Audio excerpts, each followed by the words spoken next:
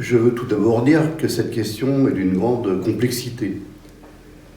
L'État a la responsabilité de l'enseignement et des politiques sanitaires. Les communes ont la responsabilité des locaux et de l'entretien des écoles. Nous avons donc reçu un protocole de l'État, un document d'une 60aine de pages qui décrit tous les gestes et toutes les conditions à respecter dans le cadre de la réouverture des écoles. Nous avons donc décidé, avec l'ensemble de la communauté éducative, il y a une semaine, de faire le tour de toutes les écoles pour examiner les conditions dans chaque établissement de réouverture.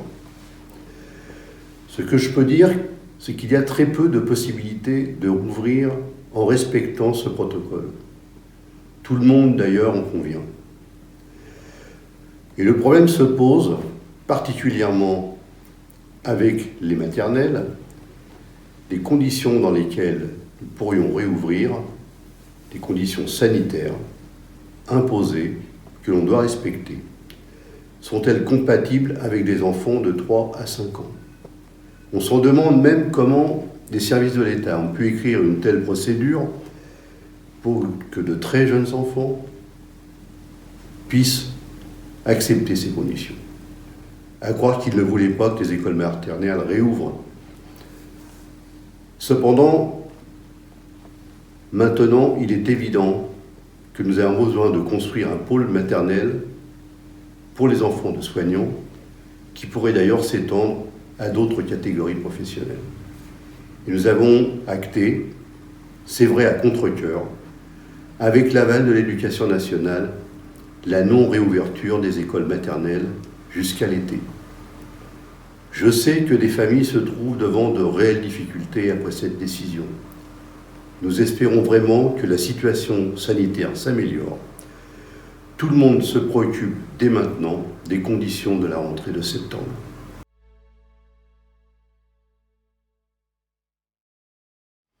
En ce qui concerne les écoles élémentaires, nous en avons évidemment longuement discuté hier soir dans une réunion avec les représentants de la communauté éducative en présence de l'Éducation nationale. Nous sommes devant deux questions pour réouvrir les écoles. D'une part, l'application du protocole sanitaire que l'on doit absolument respecter.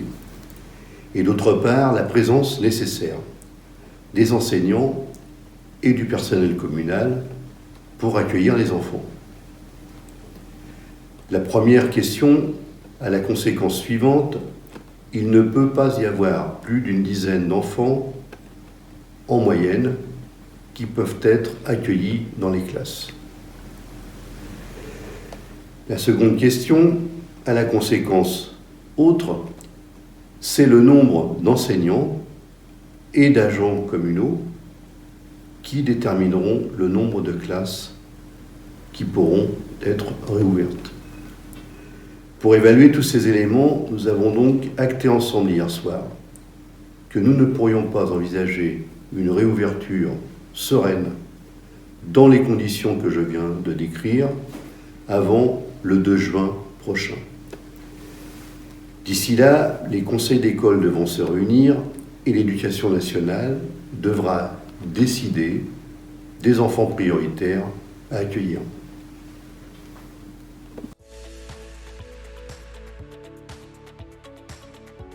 Nous sommes là devant la même problématique. Ce sont les mêmes locaux, donc les mêmes principes sanitaires à respecter. Nous avons acté aujourd'hui que les activités reprendraient le matin et le soir et le mercredi. Mais devant les règles du protocole, nous pouvons accueillir les enfants présents à l'école, c'est-à-dire tous les enfants déclarés prioritaires par l'Éducation nationale. Il est impossible d'imaginer accueillir d'autres enfants, tellement les prescriptions sont draconiennes.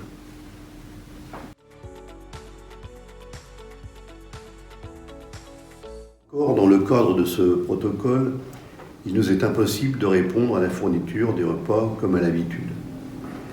J'ai donc demandé au service de travailler à une offre alimentaire qui permette malgré tout de ne pas priver les enfants d'un service très apprécié par les familles.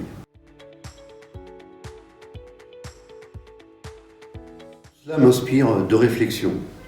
D'une part, face à ceux qui imagineraient que l'éducation en général pourrait se passer des femmes et des hommes, se trompent lourdement. C'est une activité humaine, déterminante, émancipatrice, socialisante, qui est un élément fondateur de la République.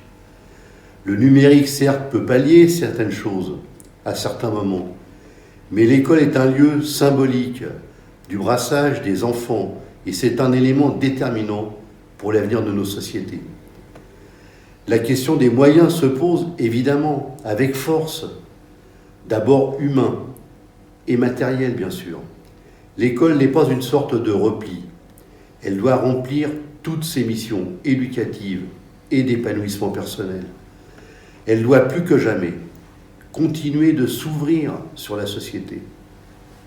Et d'autre part, je ne peux oublier qu'il a fallu que 350 maires d'Île-de-France s'adressent ensemble à l'État, il y a une dizaine de jours, pour qu'enfin, ils nous entendent sur les difficultés que nous rencontrions.